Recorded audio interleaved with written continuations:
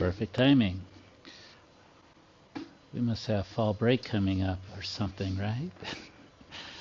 Some people already started, which is fine. And so but I thank you all for showing up. It makes, I mean, I could do this lecture by myself with no one here, but it's not as fun. So thank you for joining me. Your questions make it live and relevant, and again, more enjoyable for me. So where we're at now is kind of a major milestone. We are done with, let's see, so it's this dividing line right here. We have finished up with the algebra section of the course. And we're going to be starting into the trigonometry section of the course. So we'll start off with more, the stuff we'll build is sort of, some of you will be review if you've done trigonometry before, you know, the building blocks. If you haven't, we're going to take the time to give those strong building blocks that will help you to understand trigonometry, what it is, angles, and how they're measured. And also, if you've had trig before, don't breeze over this and say, oh, this is all just the foundation. Sometimes that initial foundation wasn't set well. And so by going back through it methodically, you might build a firmer foundation or a new good foundation. So we're going to talk about angles and radian measure, what those things are, and then we'll kind of keep moving through. I kind of like to do, like in my online classes, we have the midterm is all algebra, and then the final is all trig. This course is a little different, and each one has their advantages. The advantages we have is that we'll take a final exam that is comprehensive. What that allows us to do is anyone who didn't do as well as they would have liked on that first exam, it gives us a second assessment. We can look at it, how did you do at the end? And if you do better, hopefully you do, hopefully we'll all do better, at least as good or better, we can improve that first. Your grade will reflect that. Let me put it that way. Your grade will reflect it. So that's where we're at. Let me show a few things that I added, and there's an opportunity for not partial credit. I need a fall break, or can you tell? There is an opportunity for some extra credit here that I put in. It's an activity I use in my online course. It's something I've started, I first tested it out in an in-person trig class at the community college probably 5 or 6 years ago. And what it is it's there's a video that goes along, so you could just follow along with that video, see what I'm doing. But it's so much better if you'll print out this worksheet, which I think I've got, let's see if I've got it here in my downloads, because it'll come up. Oh, I thought for sure I had it. Well, let me just click on it. So it's a PDF. There's some instructions here. The following pages, if you print them out, they're kind of large. Some people's printers have a little problem printing it out. Some people don't have printers, so again, if you can't do that part, that's fine. Follow along with the video at least. But what it has, well, let me show you. I know I've got this thing. Is when you print it out, it's got triangles and it's got a little ruler, which is, if you've got a centimeter ruler, that'll do as well. This is 10 centimeters long, which is 1 decimeter.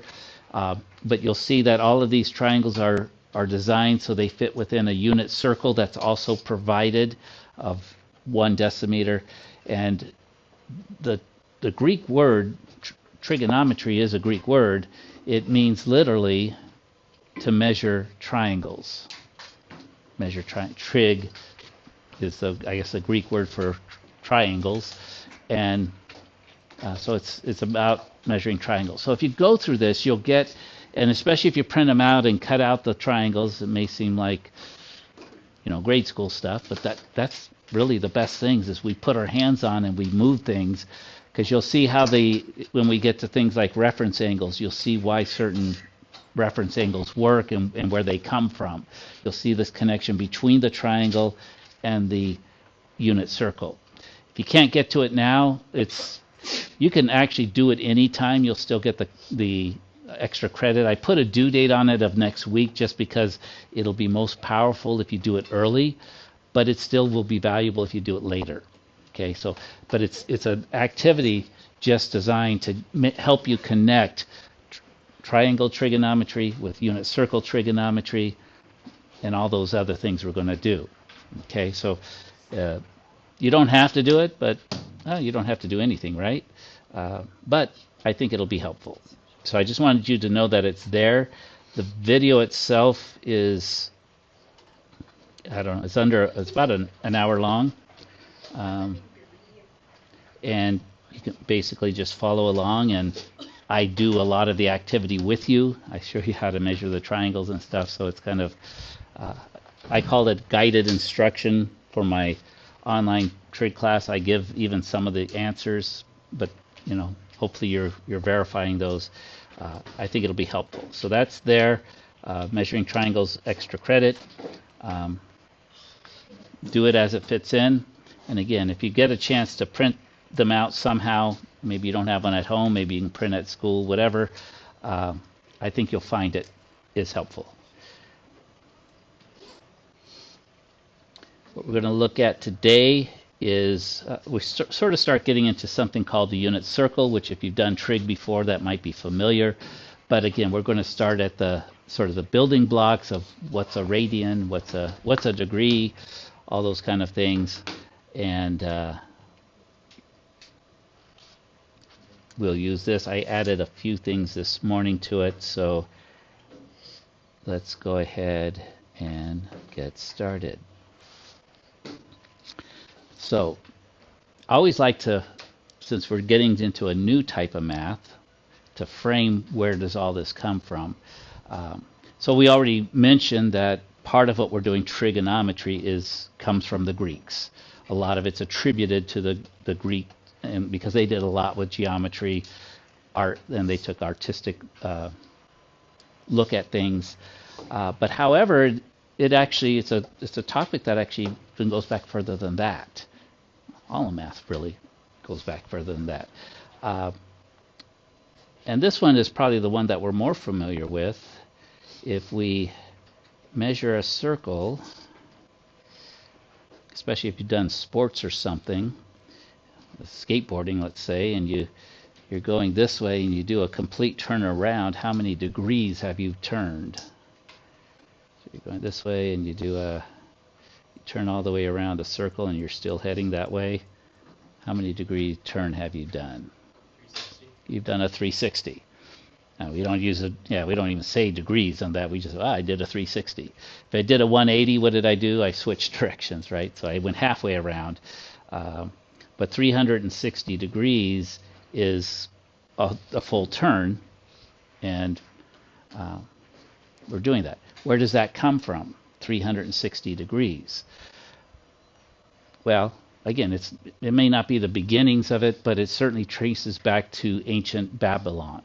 Babylon used a system of counting that was based on 60, and the 60 comes from the way they use the hand. They counted to 12 because there's 12 little segments here, 3 on each fingers. So 4 fingers with 3 things on them, that's their 12. Over here they kept track of how many 12s they had. So there's 12, 24, 36, 48, 60. It's also, the Babylonians are the ones that gave us our timekeeping, right? 60 seconds in a minute, all the way because of the way they did math with their hands. If you look at Babylon, you go back there, a lot of their writing systems was on clay tablets. So, I don't know if they used papyrus. The Egyptians are credited with the papyrus, but Babylon, which was centered in modern-day Iraq, so that Middle Eastern area, gave us a lot of rich trigonometry. Again, we don't always give them credit, but that measuring a circle with 360 degrees, that's Babylonian. And so they built on that. And then we're also going to go, with the Greek scholars and stuff. So we'll see a lot of Greek letters and everything we're doing. Okay. So before, and again, this is for my online folks. I'm using the similar thing, module 15 for them. It's section 4.1 for us. Again, we built both of these courses were built on the same original course. And this one has, again, a little bit more as far as the manipulations and the mathematics than the other course does. But I encourage you to do it. So let's look again at the circle. We're going to make connections, how we measure a circle and everything. If we have a circle, one of the things we've found to making a circle, since there's, it's hard to measure a circle because it's completely round. There's nothing, no straight edges. So oftentimes it's important to find where is the center of a circle. And then they measure that with either how far across it is, which is a diameter. So from one end to the other end, we use a diameter. Diameter. Hopefully my spelling's good. Or we could go from the center to the edge, which is a radius.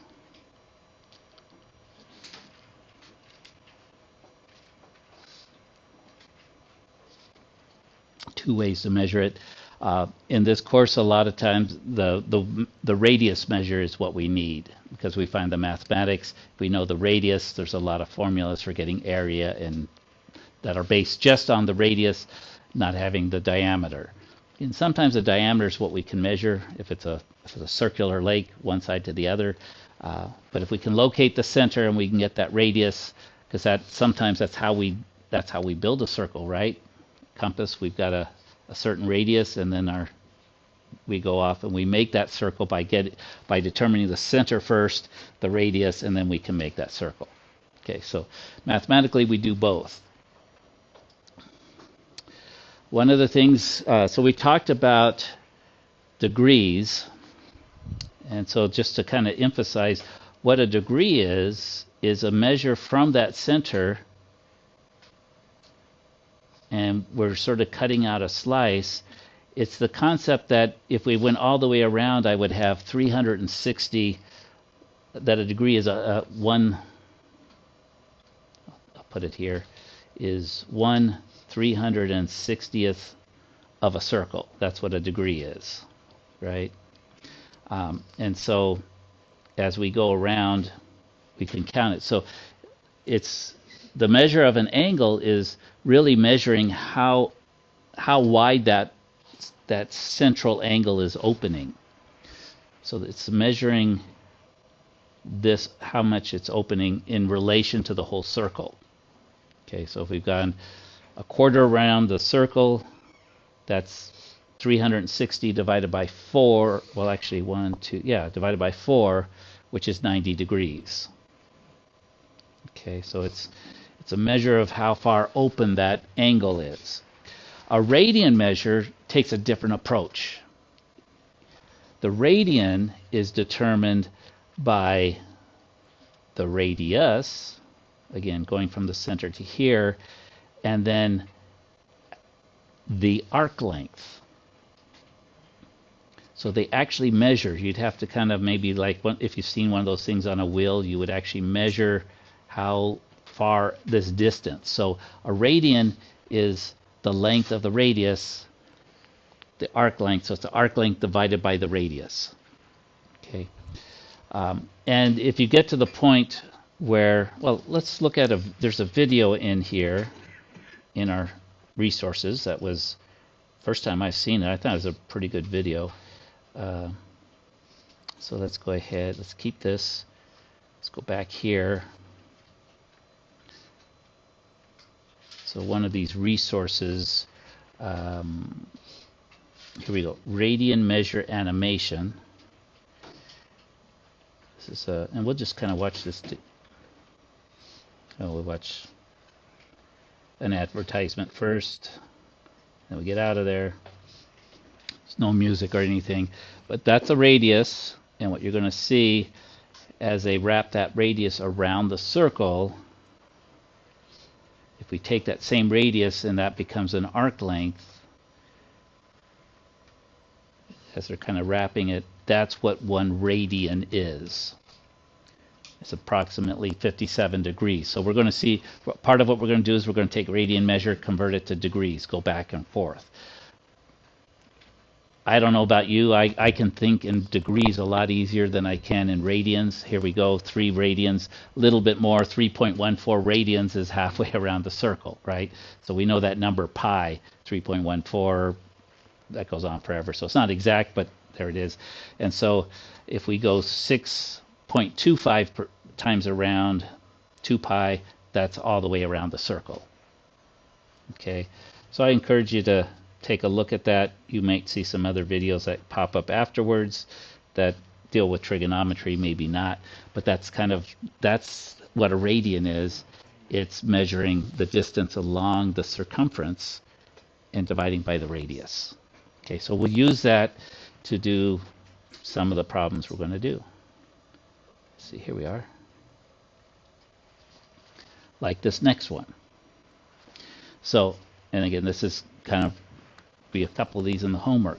Find the radian measure of the central angle from a circle of radius 120 inches that intercepts an arc of length s equals 130. Okay, so we'll draw a little picture of what we've got going on.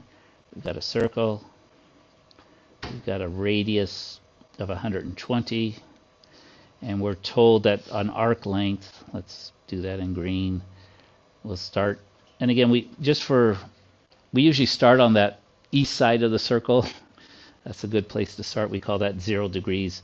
We don't have to, but that's what we typically will do. And then we walk along here 130 inches.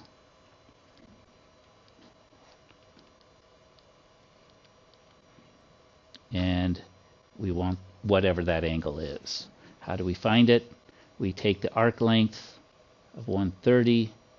We divide by the radius, which is 120. So S over R. And that will give us the angle measure theta. Again, tribute to the Greeks. This is the Greek letter theta. Could call it X if we wanted to, but we don't. 130 divided by 20 is 1 point something, right? That's 10, just 1/12 left over. What's 1/12 as a decimal? Anyone got to calculate? What's 130 divided by 120? 1.1?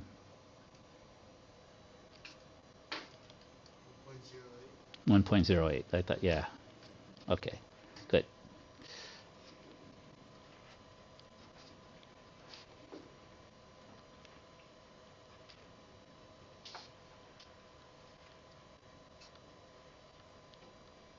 Okay, so, and we saw that if it was 120 exactly, 120 divided by 120 is 1 radian. That's what a radian is.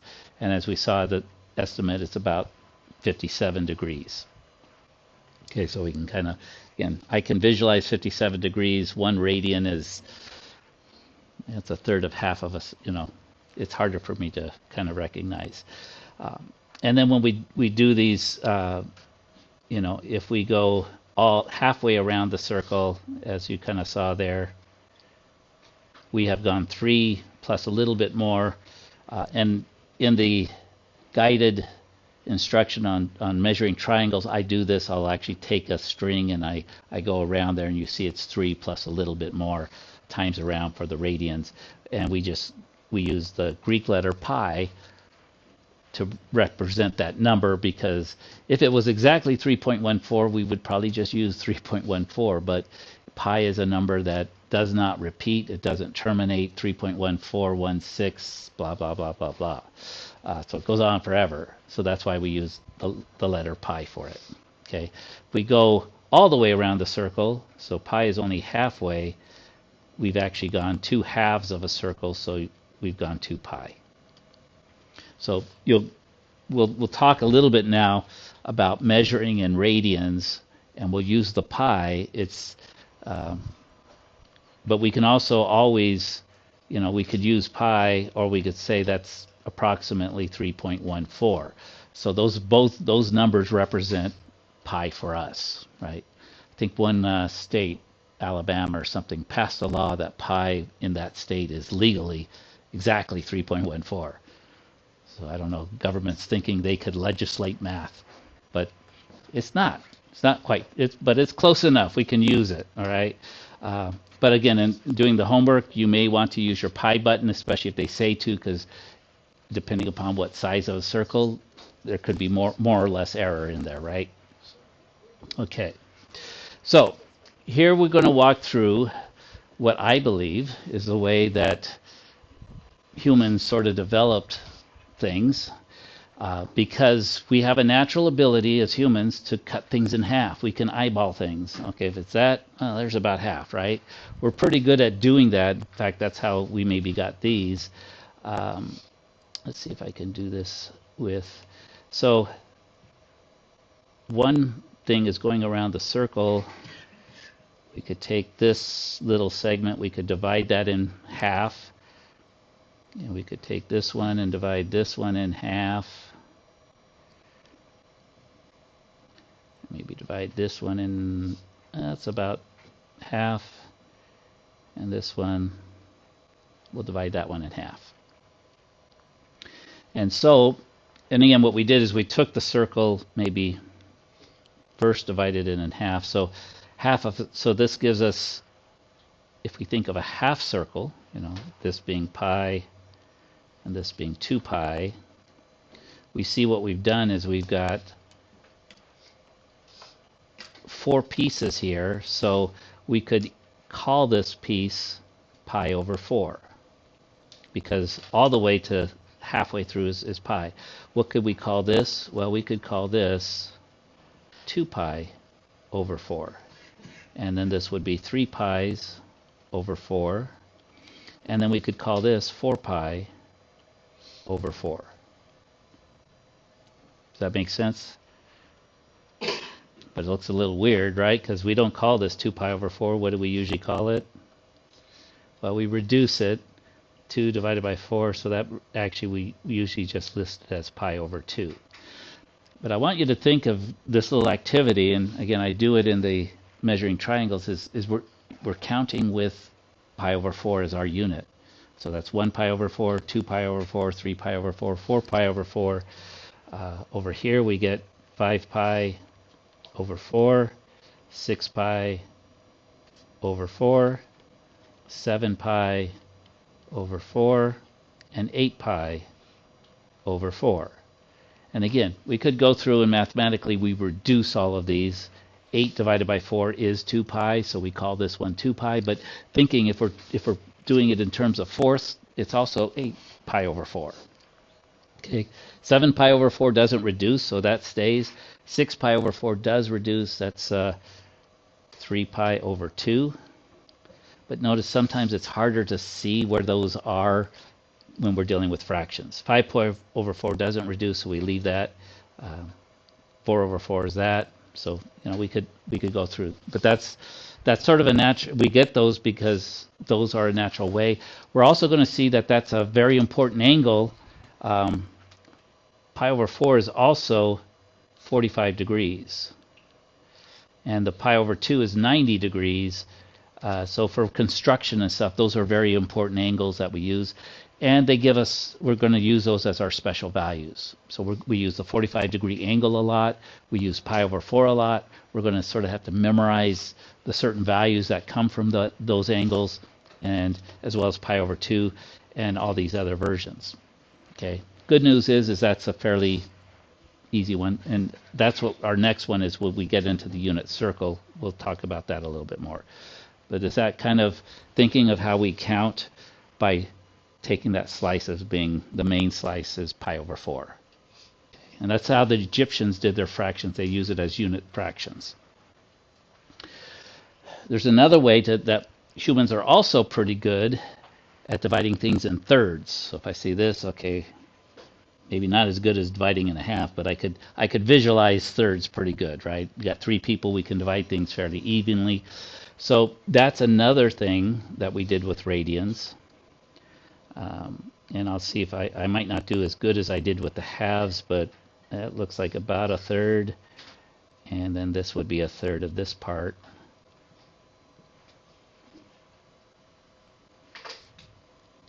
And then and again, I'm not as good as dividing it in half, but we'll see that this is another way that we can divide the circle up. And I'm getting bored, so I get a little bored. When I get bored, I get sloppier, and my segments aren't as good. But we'll pretend each of those is a third, an equal third. And then again, what we're going to do, if this is 0 and this is pi over here, there are 1, 2, 3, 4, 5, 6. We've divided the pi into 6 pieces, so each segment is pi over 6, pi divided into 6 pieces. And so what I'm going to do is I'm going to use that to count around the circle. So that's pi over 6. This is 2 pi over 6. This is 3 pi over 6. 4 pi over 6. Oops. 5 pi over 6. And then 6 pi over 6. And I want you to see these numbers. Again, when we get done with things, we simplify or we reduce them, but when we reduce them, we also sort of lose some of this intuitive feel that we just got to think of by counting. Pi over 6, 2 pi over 6, 3 pi over 6. That's what we're doing. So again, yeah, 2 pi over 6 also is pi over 3. But that number sort of, when I think of pi over 3, it looks like a different way of measuring than pi over 6, than 2 pi over 6. When we're doing this, we want to think, and then 3 pi over 6, yeah, that's the same thing as pi over 2. 4 pi over 6, that's the same thing as 2 pi over 3, which is what you'll see in the textbooks. 5 pi over 6 does not reduce, so I kind of like that one. And 6 pi over 6 just gets listed as pi. But again, think of if we're doing in terms of dividing an angle in thirds, or a quarter of an angle into thirds, top of an angle into sixths, we're dealing with pi over 6. And we could count all the way around. That might be a nice thing to have in your notes as you're working through things, and you can, I think you might find, if you've struggled, that it might help you in dealing with radian measures. So this is 8 pi over 6, 9 pi over 6. Notice how we just have to count. 10 pi over 6, 11 pi over 6,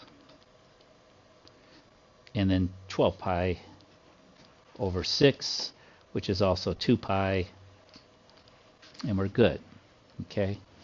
And again, we do go through in the textbooks and stuff, they reduce them, but I don't know that that's the best thing to do, because we can still get the same answers without them. 2 pi over 6 to me has a little bit more meaning. Boom, it's 2 ticks over. And these are the other special angles we're going to use. And again, you'll see pi over 6 is a 30-degree angle, and then pi over 3 is the 60-degree angle. So again, 2 other very important degree measurements for construction, for whatever we're doing. So we'll use the 30, the 45, the 60, and the 90. Those are our special angles. It's not that those are the only angles in the world. We know everything else in between occurs, but those are kind of special angles. We will remember their values in trigonometry as we go forward. But that's it. So really, just 3 special angles. We're going to see 0 degrees and 90 degrees have some special features. So I guess if you want really 5 special angles, in fact, I'll see if I can remember. A student showed me a way to remember things using your 5 fingers for that part of the circle, where this is 0 degrees, this is 90 degrees, and 30, 45, 60. Did anyone know the hand trick? I guess I'll have to try to remember and figure it out myself, but we'll come up. There's a way you can just see your hand and build it. Okay. Again, because our goal is not just that we'll give you some resources, and I encourage you to use them as we go through with trig, but also we want you to know them well enough that you can apply them next semester when you're taking calculus, the semester after that because as engineers you'll be using trigonometry a lot. And when you get to your calculus, they assume that you've memorized everything and that you know that this angle is such and such and its value is such and such. But you know, you're not doing this that much of the time right now. So we'll give you some ways to remember those. Okay. What is a negative angle? What's a positive angle? Simply a positive angle, 135 degrees. And again, we go back and forth between degrees and radians because sometimes degrees is just a little easier to work in. Actually, I think for me, all the times, I would just like to do trig with just degrees, but engineering will find that there is a good use for radians. Okay, so this is a positive angle measured from 0 in the, the counterclockwise direction. Okay, so kind of, I guess, going from east to west as the sun rises. The negative angles are basically just measured in the other direction. So we'll get negative 135 if we still start at 0, but we go the clockwise direction the other way. Okay, so that's all a negative. So negatives, oftentimes it's hard to get them, but if you, another word for negative is opposite. So just think this is the opposite of 135. It just means you're going in the opposite direction. That's all a negative angle is. We okay so far with that? The way we measure an angle. And again, using degrees, we can go and do that. So, you know, the thing is what we see is like pi, or 180 degrees. We're going to use, you know, positive 180 degrees is the same place as negative 180 degrees, right? Because it's halfway through, so it doesn't matter which way you go to get there. They're actually all the same point, or the same ending point, the same degree, right? Negative 180 degrees, same thing as 80 degrees. Positive pi is really the same thing as negative pi, because you just got there, but you saw a different part of the world. Okay. Also equals, I'll put, oops. When you do degrees, you've always got to have that little degree marker, otherwise if it doesn't have that, then you're really stating in what we're doing that that's 180 radians, which is a completely different angle. And so negative pi is equal to positive pi, and so forth. Okay. How do we convert degree measures to radians? So if I've got a certain number of degrees and certain, well, if you've ever done in algebra, usually we have you do at some point what we call unit analysis. You do this a lot in chemistry, is that you need to place where two things are equal. So since we're talking about degrees and radians, where's a place where those two measures are equal? A convenient place.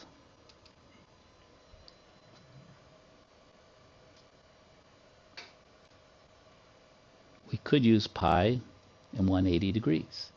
That's because pi is equal to 180. 180 is equal to pi. We could use any other place, but you would see what we're going to use is pi divided over 180 degrees. Since these two measurements are the same amount, the angle is the same, whenever you take something divided by itself, 5 divided by 5, what do we get? 1. When you multiply by 1, what happens? Nothing. The number stays the same. 10 times 1 is still 10, right? So what we're going to do is we're going to multiply by either pi over 180 or 180 degrees over pi, depending upon which way we want to convert. And we just recognize that both of those are a way or an expression for 1. That's why we can just multiply by them, because they're actually 1, the number 1. And so when I multiply by 1, I'm not changing it. So if I wanted to do, let's do one like 90 degrees. How do I convert that to radians? I'm going to multiply by one of these two things. Which one do you think I should multiply by? A or B?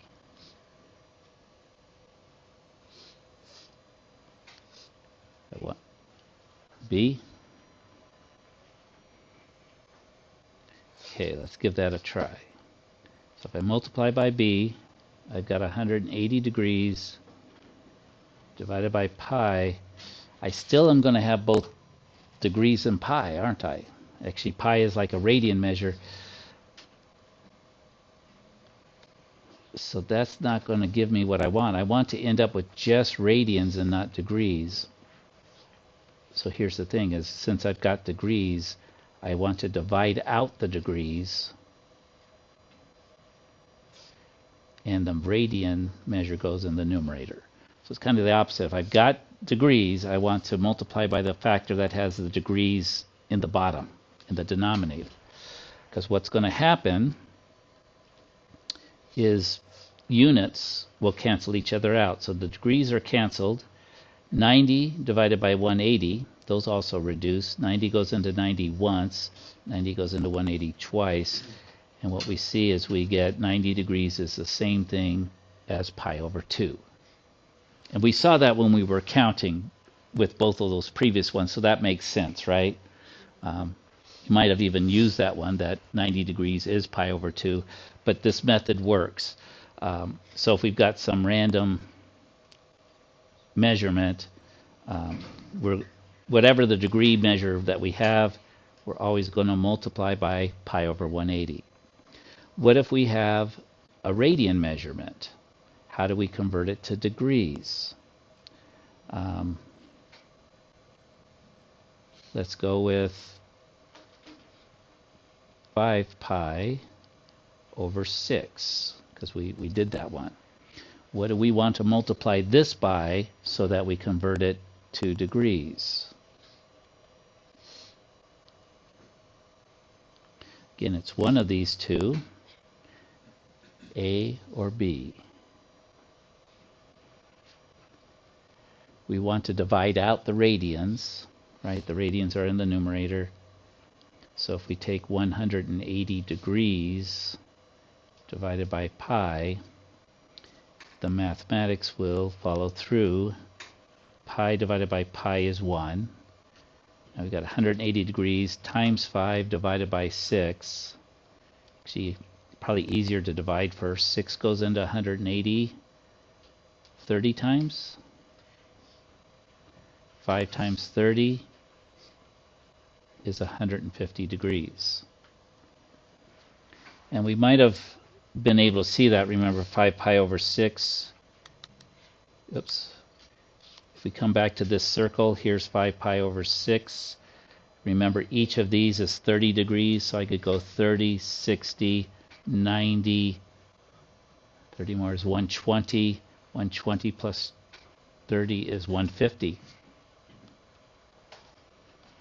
I can verify that that worked. So 150 degrees is the same thing as 5 pi over 6. But the method for converting is we use one of these two things. That's all we do to convert. We either multiply by pi over 180 or 180 over pi. Simple. Not really, but it can be. It is that simple, but doing it can be confusing. Now, because sometimes a radian measure won't have pi in it, right? I could have 1.57 radians, and I don't put a degree marker, but I know that's an angle. How do I convert that to degrees? Same thing. I'm going to multiply by 180 degrees, divide by pi. And this is where I might use pi to be 3.14, because we'll get the decimals, and we could do that. Okay, so whenever you have an angle measure that does not have a degree marker, it is in radians. Okay, so this is 100. This is not 157 degrees. It's 1.57 radians, which actually is going to be pretty close to 90 degrees, because that's, if you take pi divided by 2, you get about 1.57. I think something like that. Anyway, very close. Okay, so there's going to be some homework problems where you get to practice this. They'll ask you to convert from radians to degrees, from degrees to radians. we have to be able to go back and forth. And again, this is helpful. I think you'll find that you will prefer one over the other. I wouldn't be surprised if many of us prefer degrees, just because it seems a little more natural how we grow up. Rarely in grade school are they saying, hey, I just did a 2 pi. I usually say I did a 360, right? I turned around, or I did a 180. They don't say I just did a pi. Nobody does it. At least I don't think. Maybe things are changing. Okay. Here's another concept we need, because today it's really about angles, how we measure them, what they do, what we do with them. And one thing is we talk about a coterminal angle. Well, what is coterminal mean? Terminal means that they have an endpoint. Co means they have the same endpoint. So really, it's, in a sense, you could think of it, it's the same angle, but in engineering, it could be different, because if you come to this point and stop, that's, if it's a spring, it has so much, you've wound in maybe so much power. But if you go another time around the circle and stop there, you're at the same place. It's sort of the same angle, but notice you've wound around that spring 2 times, or whatever it is, plus more. And if you go around, 10 times, you're winding up that spring. You're actually generating more energy, potential energy, right? Till you release it, and then the car takes off. So that's one of the things is, in a sense, it's the same angle if we're just looking at where it is on the circle, but it could be several wraps around. Or it also, a coterminal angle could be measured either positively or negatively. So coterminal just means we're at the same endpoint. We don't know how we got there, whether we went positive or negative, or the other way around. So it could be multiple times around a circle, and then it also could be either negatively or positively. So let's see, what do I have? Here's an example. So what would be a coterminal angle of 135? So that's measured this way. I can get and part of it is I'll just ask you, what are some of the coterminal angles? And could you see that there's actually an infinite number? Because we could get there multiple ways, and we could just keep winding and going around. Another coterminal angle would be to go this way. Well, how do I figure out how far I went? Well, I know there's 360 degrees in a circle. This one went 35 degrees that, or 135 that way. If I subtract off, that should give me the way I would need to go negatively. So that's 10, that's 5. 3 from 5 is 2. And that's, so 225 degrees. So I could also call this negative 225 degrees, right? Those are coterminal angles. They both end at the same spot, but they're represented differently. And they actually are physically, especially for engineers, they're different. I wound one way, I wound the other way. So I may be making more energy, or I'm releasing energy. Okay. I could also go around. Maybe I should change colors. I could go around again. So I wrapped around one time. So how did I get there? Well, that was 135. Plus I went an extra time around. So I could also call this angle, it would be a similar coterminal angle by adding these together. 9, that's 495 degrees. So I guess equals isn't quite right, but I'll just do it this way, that each of these are coterminal angles. And the reason we do it this way is just, okay, we could keep, and I could do 2 times around the circle, so I could add, what, that 360 plus 360 is 720. So I could keep adding multiples of 220. I could keep going backwards and getting coterminal angles. The reason we do this is because sometimes we're given a value, and that's something that's been wrapped around, but to solve our problem, we just need to know what that angle is only one time around. So we kind of go the other way. Okay, so we're given, sometimes we would prefer when we're doing our trigonometry, that all the coterminal angles that end here, that we just call them all 135. Okay, so that's what we're going to be doing. So find an angle between 0 and 2 pi radians that is coterminal to 31 pi over 6. This is what I'm talking about. 31 pi over 6. How many times has that gone around?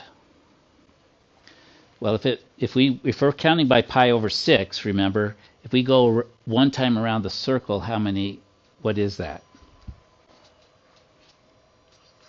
So remember, we've got this, and we talked about this pi over 6.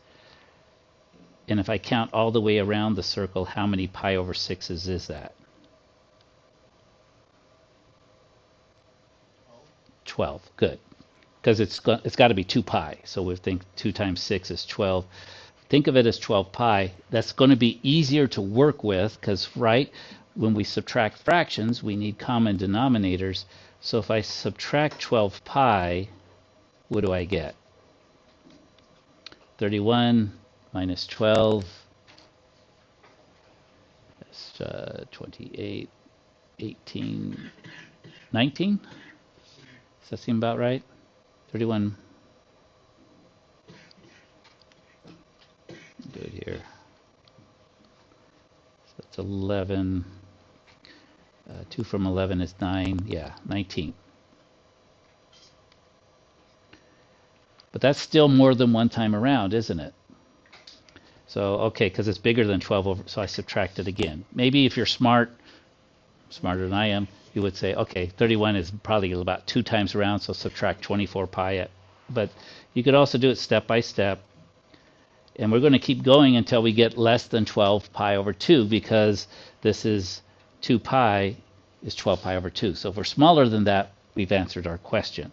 19 minus 12, that's a little easier to do. We're at 7 pi over 6. That is the coterminal angle we're looking for. And again, that's measuring just from 0 one time around the circle. And if you remember 6 pi over 6 is pi.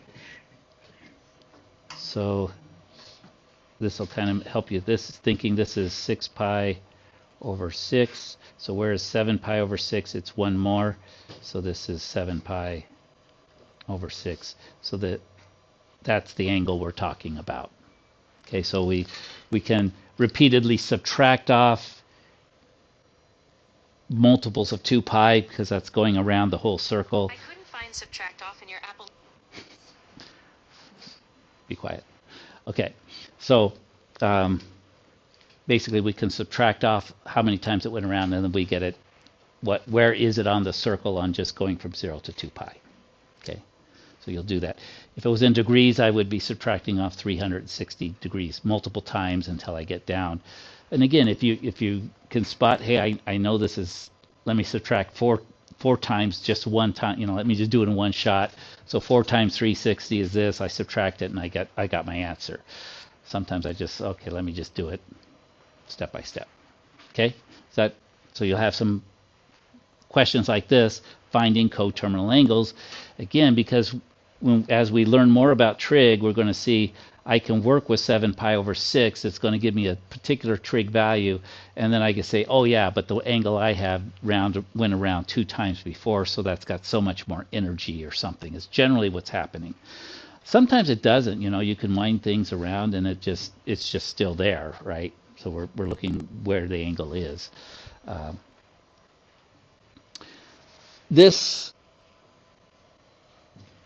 I'm going to start into this. This is kind of getting to what we call the unit circle.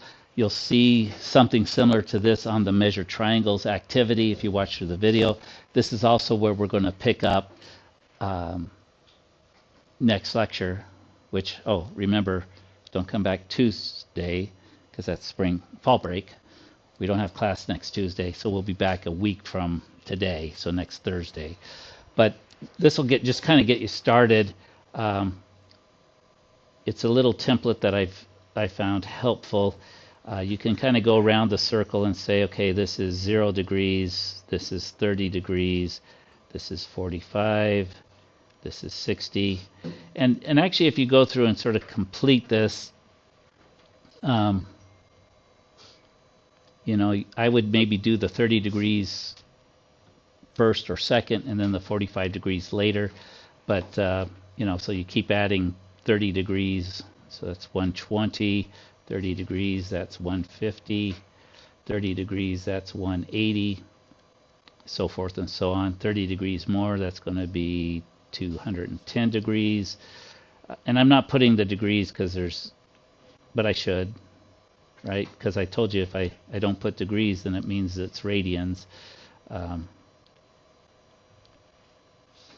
And we could count around. The other thing we can do with this is, okay, this is 0 degrees, 0 radians. This is pi over 6. 2 pi over 6, which is pi over 3, which is 2 pi over 6. Maybe write them both. And again, we could count around.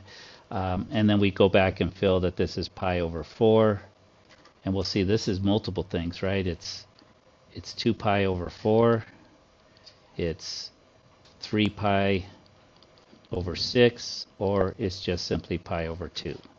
So it's kind of giving you, as you go through that, you can kind of see all the names that a particular point has, whether reduced as a reduced fraction or not, and the degrees. And what we'll be working next Thursday on is filling in these values, which are actually the coordinates of the points on the circle as we go through. So if we know the measure of the angle, say a 30 degree, we're going to see that there's a particular measurement here, but that will come from right triangle trigonometry that we'll come up with. And what I'm going to do is say that, and we still have lots of time, but that's a concept that you'll pick up if you watch that measuring triangles video. I kind of get into that, and it comes from the measurement of those triangles which fit inside the circle.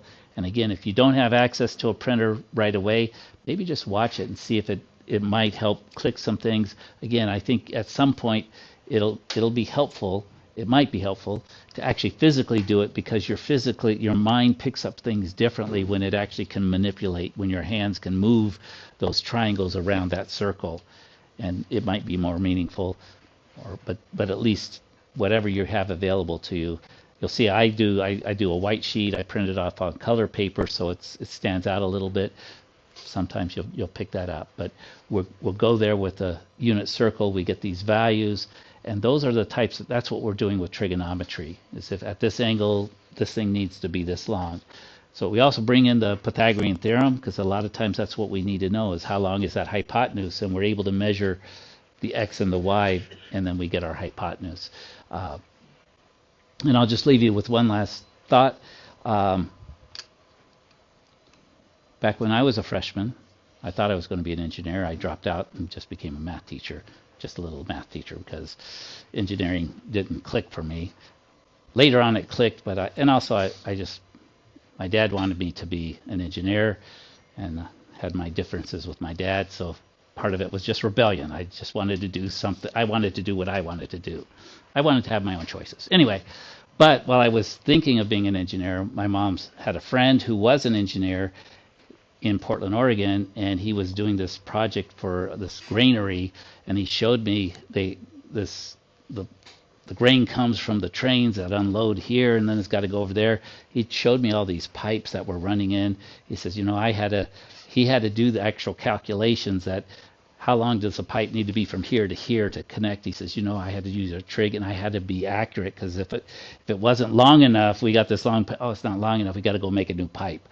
Or if it was too long, same thing. So he had to do all these trig calculations. He says, how long I was spending in trig on this, and I could see it. There's all these triangles and this and that. Inspired me to at least keep going with my math. Inspired me not to. Engineering looks like it's really complicated, but he had it. It was fun for him. So again, if it's what you enjoy doing, you can do it. And this mathematics that we're doing is really going to be sort of a foundation for what you do, and it can make your job really enjoyable, because you get to connect those things and make sure. And then you'll see that you use your trig properly. You'll get the right size pipe. Everything matches up, and everybody's happy. Okay. So that's all I got for today. Have a nice week. Until next Thursday, we'll meet back up. If you need anything, let me know through either email or such, and we can link up and chat. Thanks.